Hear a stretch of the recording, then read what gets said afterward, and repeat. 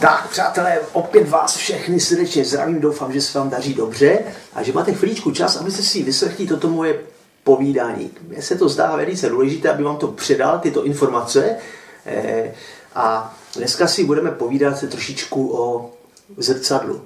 Asi všichni používáte občas zrcadlo, se do něho podíváte, abyste viděli, jak vypadá ten váš zevnějšek. Ale taky, aby jste viděli, jak vás lidi uvidí, pokud se s lidma budete kontaktovat, pokud prostě se s nima potkáte. A je to normální věc a teďka si představte, že byste ráno třeba posnídali a na čele nebo na brádě nebo někde vám zůstalo kus vajíčka třeba, jo? A teďka jdete ven, nepodíváte se do zrcadla a prostě na čele máte kus vajíčka prostě, jo? A samozřejmě je to blamáž, že jo? Je to průšvih, protože lidi vás vidí a lidi vás vlastně diskvalifikují svým způsobem určitým, jo? A teďka jsem v tom, že máme štěstí možná, že nám lidi nevidí dovnitř. Teďka si představte, že bychom viděli lidem dovnitř, do srdce, a nebo do té naší dušičky, jo? A teďka bychom potkali třeba někdo něco ukrade, například, tak je zloděj, že jo? Takže bychom šli po ulici a šel by proti nám zloděj třeba, no? Šel by třeba proti nám člověk, který zpeněžil nějaké ukradené zboží třeba, nebo šel by proti nám nějaký podvodník, nebo někdo, kdo je nevěrný své manželce, ano? A nebo člověk, který lže. A vy byste šli a potkali toho člověka a on by byl na čele napsaný prostě, že lže od jak žívá, jo? A nebo že krade od jak žívá, anebo, jo? A sranda je v tom, že lidi zapomínají na jednu věc a je to vlastně předmět té biblické zprávy, toho biblického poselství, že Bůh nám vidí do srdce. Vidí tam dovnitř. A nemůžeme to zakryt před ním. A teďka si představte, že někdy někomu zalžete a vy jste od tohoto okamžiku jste lhář. Jde to s váma. A Bůh vás vidí jako lháře.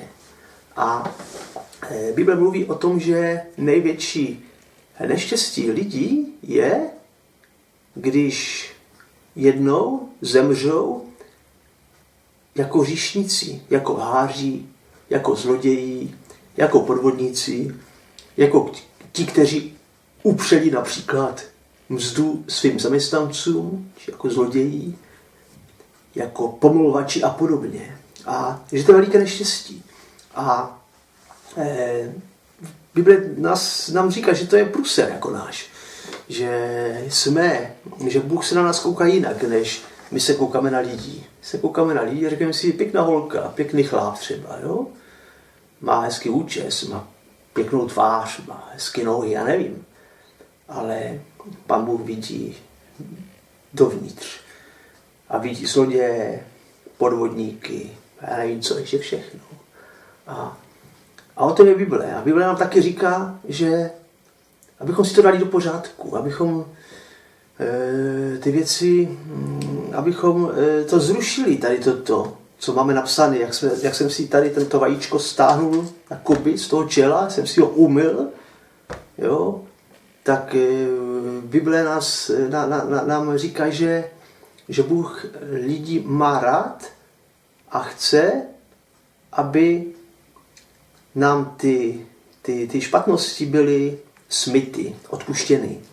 A říká, že dokonce nás má rád tak, že posílá za náma někoho, kdo za nás zaplatí, abychom my nemuseli umírat jako ti hříšníci a ukazuje nám, že máme žít jinak. A tak já vám přečtu pár kousků, jsem si vypsal nějaké kousíčky, co píše Bible o těchto věcech. Ve druhém listu Timoteovi, 2. kapitole, ve 4. verši jsou taková slova. Bůh chce, aby všichni lidé spasení byli a k známosti pravdy přišli. Ještě jednou vám to řeknu. Bůh chce, aby všichni lidé spasení byli a k známosti pravdy přišli. Co to znamená, aby všichni lidé spasení byli? Jde o tom, že pokud jsme někdy něco ukradli, tak jsme zloději. A je to pořád s námi. A za to budeme muset jednou zaplatit. Těžko. Za hřích je smrt, říká Bible. Ale Bůh chce, abychom nezahynuli, abychom to nemuseli platit. Jo, tak to je jedna věc. A Bůh taky chce, abychom k známosti pravdy přišli. Co to znamená k známosti? Jaké pravdy? Je to určitě zpráva dobrá, tak druhá část Bible, dobrá zpráva, že můžeme se zachránit, pokud budeme činit pokání, budeme lítovat našich hříchů. Budeme je vyznavat Bohu, jako přiznáme se a budeme věřit v našeho zachránce, který nás vykoupil, nebo který zaplatil za nás, za naše hříchy, abychom my nemuseli platit za ně. Ano, tak to je ta věc. Takže ještě jednou si to přečtem. Bůh chce, aby všichni lidé spasení byli a k známosti pravdy přišli. Takže to je taková věta jednak. Teďka si přečteme další kousíček ještě. Jeden je zajisté Bůh jeden a také prostředník Boží a lidský člověk, Kristus Ježíš, kterýž dal sebe samého jako mzdu za vykoupení za všechny na osvědčení časem svým. Je to kralický překlad, tak se omlouvám, ale Ježíš dal sebe samého jako mzdu za naše vykoupení. To je jednoduché prostě. Si představte, že někdo za někoho položí život, aby ten druhý mohl žít. A to je ten příběh Ježíše, který říká, že přišel, aby dal sám sebe jako mzdu za naše vykoupení. To znamená za naši záchranu. Protože už se na nás jinak bude koukat hříšník, podvodník, zloděj, já nevím, jako, jo, ano. Tak a přečteme si ještě nějaký kousek z druhého listu Tesalonickým, z 1. kapitoly 8. až 9. verše. V plameni ohně, kterýž pomstu uvede na ty, jež to neznají Boha a neposlouchají evangelium Pána našeho Jezu Krista, kteříž pomstu ponesou věčné zahynutí od tváří Páně a od slávy mocí jeho.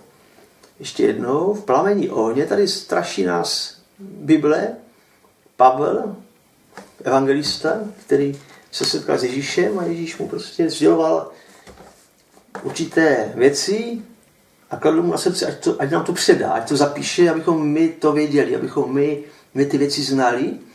A Pavel tady říká, v plameni ohně, kterýž pomstu uvede na ty, jež to neznají Boha. Ano, jestli lidi neznají Boha, ignorují ho, vlastně nechtějí ho poznat. Bible říká, že pokud chceme poznat Boha, že ho poznáme, že se nám dá poznat. A lidi nechtějí, říkají, ne, lepší je hokej, lepší je fotbal, lepší je, já nevím co. A neposlouchají evangelium. Tak, evangelium to je zpráva o Ježíši Kristu, o jeho smrti na kříži za nás, o tom jeho vykoupení, o tom, že, jak jsme si četli v předchozím verši, že vydal sám sebe jako mzdu za naše vykoupení. Či neposlouchají, ignorují evangelium našeho Pána Ježíše Krista a tito lidi ponesou pomstu, těžkou pomstu. A tou pomstou je věčné zahynutí od tváří Páně a od slavy moci jeho. Tak a poslední kousek si přečteme ještě. Věrná jest tato řeč a všelijak oblíbená hodná, že Kristus Ježíš přišel na svět, aby hříšné spasil, z níž já první jsem. To je ze 2. listu Timoteovi 1. kapitoly 15. verše. Přátelé,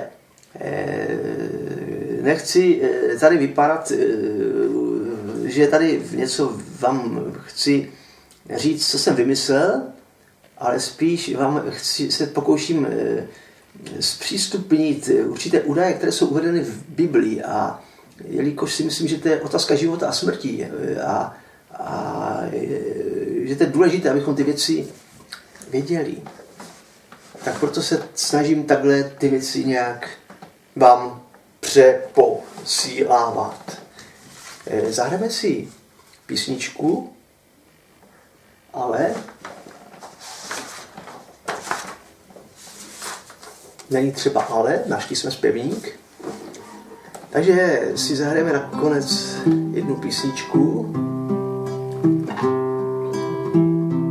A přeji vám, abyste věděli, abyste chtěli poznat tu pravdu a o Bohu, že Bůh je, že máme o tom svědectví a že můžeme zahynout a že Pán Bůh se kouká ne jak vypadáme, ale na to naše srdce, kde jsou ty podvody, ty darebáctví různá, ty zlodějiny, ty křiváctví, když někomu ublížíme, tak takhle nás Pán Bůh vidí. Ale chce nás zachránit. A Bible říká, abychom hříchy, že pokud hříchy vyznáváme, pokud činíme pokání a pokud věříme v Ježíše Krista, že to může být smyto. Ale v podstatě ten dluh někdo za nás zaplatí a to je Ježíš Kristus. To je náš zachránce. Takže ne, že by se to někde ztratilo. Dluh se nestratí. Ten dluh vždycky někdo musí nakonec zaplatit. Buď já, nebo někdo, kdo je ochoten ho za mě zaplatit. Buď Pánu čest, opějte píseň chvály, ať sláva jména jeho slyší zvěst. On dobrý jest, to do blízka i dálí, po země tváří má se rozeznět. Ano, chceme k oslavení krále svého sloužit dál. Chceme být svědky o spásení, jak on nám to přikázal.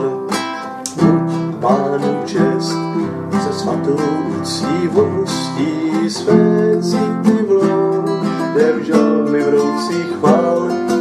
On dobrý jest, z Bohé laskavostí se stanou spásy, ztraceným nám stál.